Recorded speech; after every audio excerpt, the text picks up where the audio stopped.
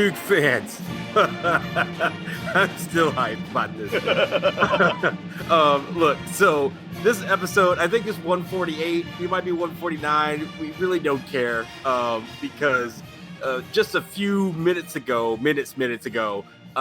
Duke did some ridiculous shit. Down 23 points with 9 minutes and 13 seconds left in the game with a 0.1% chance of winning. They said, fuck it. And they won anyway. As I bring in Jason. So we're recording this. I have to tell you guys that Tell the story. It's a nightmare. As soon as this game had ended, like not even 7 minutes after the game had ended, me, Jason, who's with me right now, and Sam all called in, and we recorded an epic episode. Sam was drunk. Sam was hammered on 9th Street. I'm drinking a beer right now. Jason is just beside himself and just in disbelief. And it didn't record because Uber Conference apparently just decided not to record, even though the button was pressed. The lady said it was recording that we normally hear. It was going. I don't know what happened. It even stopped, and somehow it didn't record. So we're just re-recording this. It's Jason and I. But we have no Sam. We have no Sam. And honestly, guys, we're going to do this. We're doing this live again because we did it live last time. If Sam calls in, you're going to hear Sam call in, and he's probably still going to be drunk. So let's get into it, Jason. 71-69. At one point, we were down 59 to 36. And I'm sorry, let me say that again. We were down 59 to 36 with 9 minutes and 13 seconds left in this basketball game. Wait. So to be clear, we scored 36 points in the first 31 minutes of the game, and in the final 9 minutes of the game, we scored 35 points.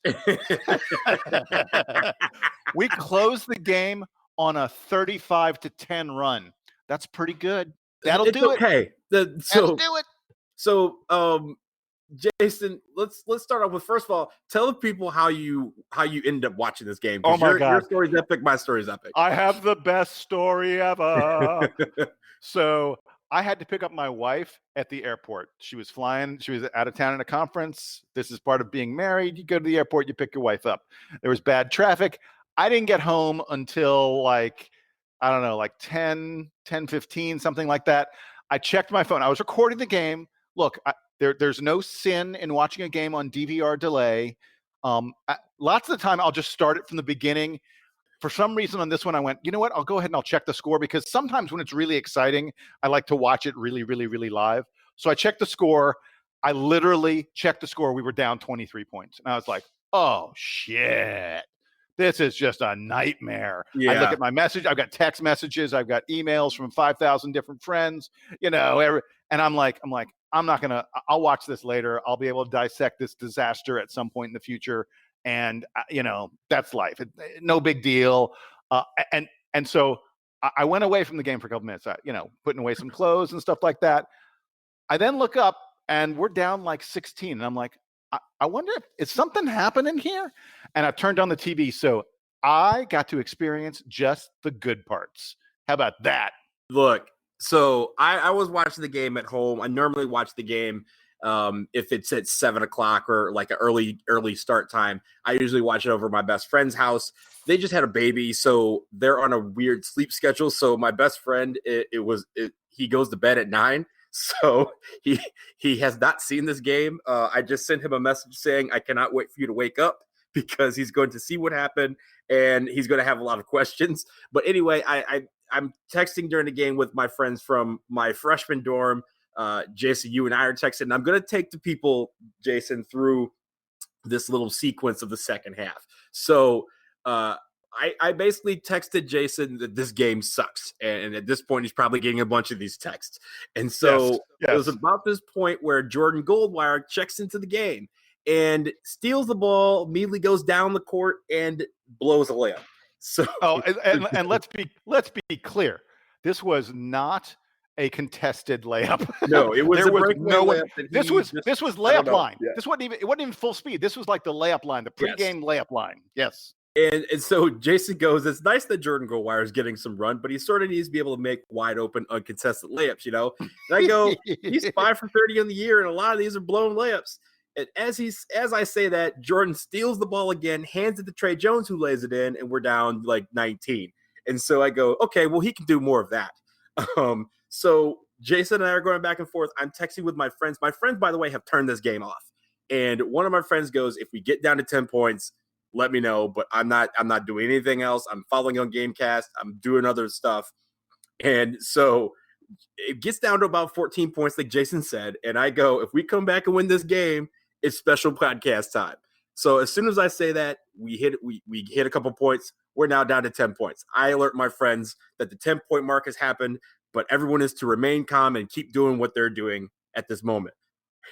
5 minutes later, real-time minutes, it's like a 6-point game. And I go, guys, 6-point game, don't do anything else normal. Just keep doing what you're doing. And then finally, Jason and I are going back and forth, a lot of holy shits and oh my gods. I think there was an oh my shit. And then Cam Reddish hits the 3 to tie the ball game. And I tell my friends in single word text messages, all caps, keep doing what you are doing. And at this point, I was sitting in my couch, I'm watching the game, and at this point, I didn't want to move because I didn't want anything to happen. But when he hit that 3, I literally started running around my apartment. And then at this point, I am in a defensive stance, and I am playing defense with the rest of the team. This guy is the biggest comeback in the Coach K era. It is the second biggest comeback in Duke history. I think the last time we had a comeback this massive was, 68 years ago. This is an epic basketball game that we should not have won. We were getting a break speed off us, and somehow we dug deep and we came back and won this basketball game. And I'm still not quite sure how, but tomorrow, ooh boy, everybody getting it tomorrow. I'm going to work happy. Hey, by the way, so the heroes, and there are many, many heroes. Let's start with Cam Reddish. Cam had 16 points during the comeback. Duke scored 35 points in that comeback. Cam had 16 of them. And dude, he was raining threes. You talked about that 3 to tie up the ball game. That was so sick. It was that it was a step back. It was like a drop back. It wasn't even a step back. It was like a drop back. Like he caught the ball and was like, there's a guy here. So if I could just drop back and shoot it, he won't get it. And that's exactly what happened. No. The great thing about that play was the pass. The pass was ridiculous. It was a between the leg pass. Wait, I got to look and see who made it. Was either Zion or RJ. I think it was Zion, right? Or no, it was RJ. It was RJ. I think it was RJ. He threw the ball between his legs. Yes, with 1:29 left. RJ threw the ball between his legs to Cam, who was trailing the play from 22. Boom! And it was tie ball game. And can you imagine being a Louisville fan at that moment? I mean, I can't imagine being one now. Absolute death. Oh, I feel sorry for them. Look, if I'm a Louisville fan, if I'm a Louisville fan right now, I'm figuring out what horses are going to be in the Oaks and in the Kentucky Derby, and I'm picking one right now because at this point, basketball's over. We've checked out. This is Jason, as you know, this came on a night of upsets, like just 75 miles away in Lexington. Kentucky lost, then Michigan lost over just so many upsets so far tonight. And not even so far. I mean, I think Gonzaga's playing later on tonight, so there's another chance for an upset. But look, this is just like heart. This is just not giving up. We saw a team that was possessed in that last night. It's like 10 minutes of the game. I don't understand how that works, but you can't, like, everything was going wrong. Even at the end of the first half, Louisville tipped in a shot that should not have gone in. It tipped off of like 3 fingertips on 2 teams to go in, and we're down 9. They just blew the doors off of us in the first part of that second half, and there was nothing we could do about it. And then all of a sudden, we flipped the switch. And why don't you tell them what they said, what Zion said after the game about what Coach K told him in the huddle? Oh, this is so great. This is some really good stuff. So they're in a huddle at a timeout. Zion didn't say which timeout it was, but Coach K looked at them and he said, "I don't coach losers. You guys are winners. Go out there. Sorry, I don't coach losers. I coach winners. You guys aren't losers. You guys are winners. Go out there and win the ball game."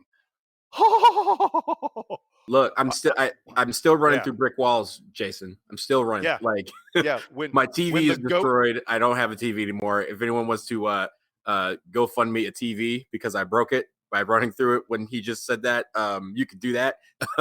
But when when the Jason, goat when the goat says that to you, you go out and you play the kind of defense that Duke played down the stretch. Let's take a second here and talk about Trey Jones, Jordan Goldwire, and that full court press we put on Louisville.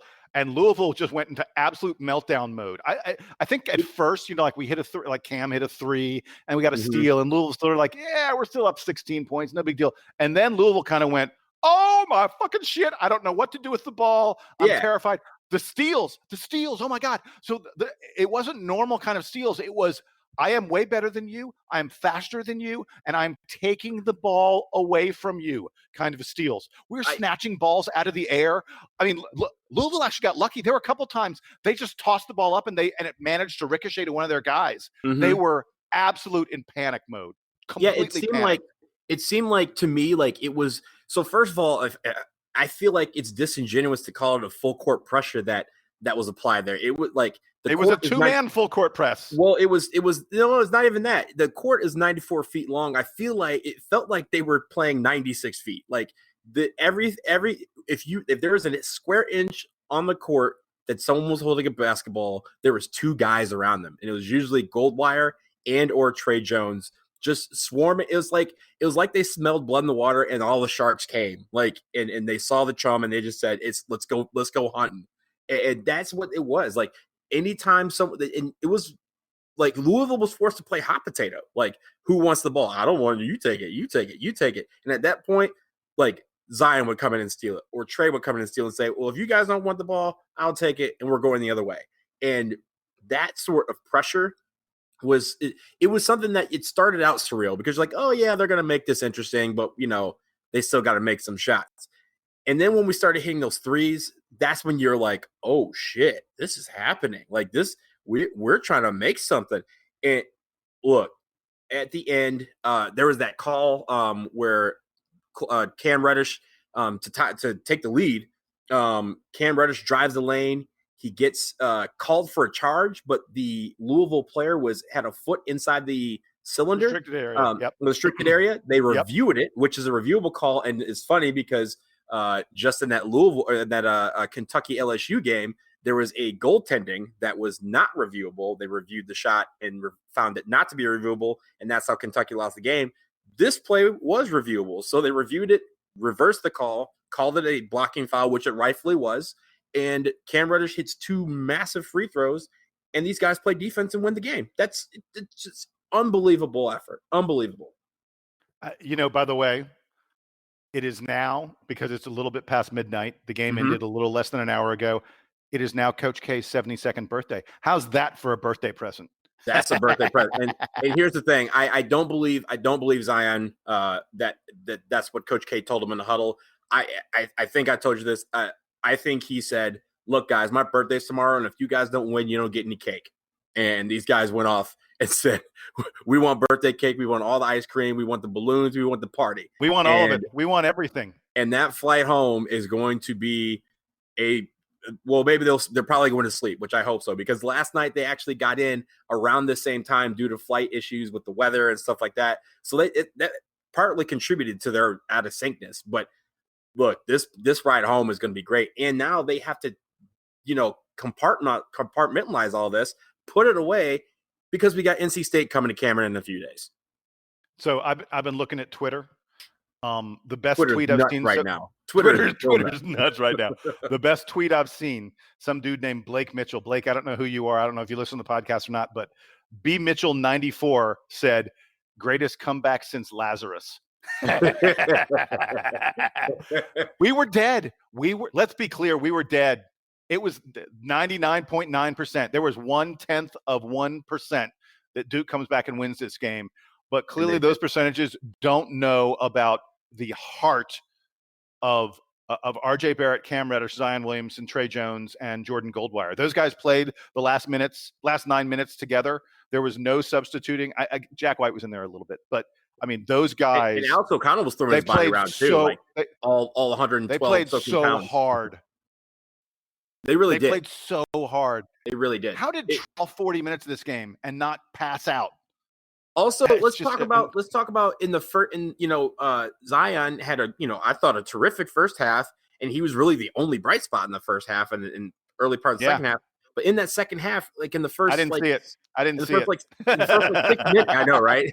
In the first 6 minutes, he picked up 4 fouls and had to go to the bench, and he came back from the bench with about, I want to say about 10 or 9 minutes and 30 seconds left in the game with 4 fouls, and had to play the rest of the game without fouling.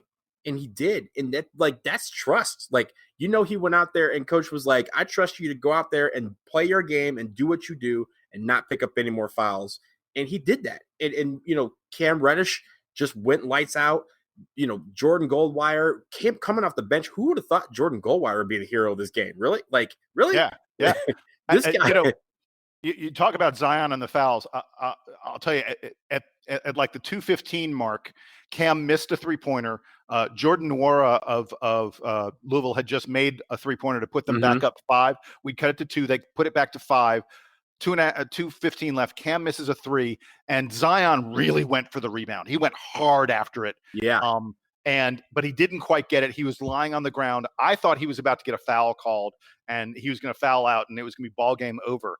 And then Christian Cunningham slipped, and the ball just found its way into Trey Jones's hand, and Trey made that layup. Yep. And that was, to me, that was the moment. I was sort of getting giddy. I was getting there. Like when Cam hit the 3-pointer with 3 minutes left to pull us within 2, I was getting close. When Cunningham fell down with no one near him, he just, you know what he fell on? He fell on Zion's sweat. Yep. That he had just fallen down and slid. Yeah, that was the effort. Zion's sweat stole the ball. Yeah, and Trey made that layup, and I said Louisville is flipped out at this point. They got nothing left. We're winning this ball game. So, Jason, we're gonna wrap this up. But first, I want to thank we have to thank our sponsors, Bird Campbell. Check them out at birdcampbell.com. Bird Campbell means business. They've always been our one of our biggest supporters, and we appreciate them for that. Also, Kenny Denard and his website, gthcgth.com, where you can get all of your goodies. We're going to tell you in our next episode about a nice... Hey, wait. You know what? We should tell them, by the way. Folks, if you go to gthcgth.com to buy that Go to Hell Carolina apparel and stuff like that, there's a special code. They gave us a code. Yeah. Put the code DBR. Is it DBR or DBR podcast? It's just DBR, right? Just DBR. Yes, just put the code DBR in when you check out, and you'll get 20% off your order. But it's great stuff to have. This is through the Final Four. So you can get it for the game coming up on the 20th. You can get it for the game in March. You can get it for the Final Four. You can get it whatever you want. But you can get it just so people will look at it and say, "What does that mean?" And you can say, "Go to hell, Carolina. Go to hell." Absolutely, and we're gonna get to do that next week. But you know what? I think, Jason, it's time to get some rest. Who's kidding? I'm going to be staying up to like 3 a.m. with this. There's no sleeping. There's no sleeping tonight. So for Jason and for Sam, who called in the first time but is out partying with Section 5 of Fuqua somewhere on 9th Street, I am Donald Wine. This is episode 148 of the Duke Basketball Report podcast, one of the most special podcasts we've ever recorded. Louisville's done. They're done. We'll check you guys out next time. Duke Band, keep playing that sweet, sweet tune.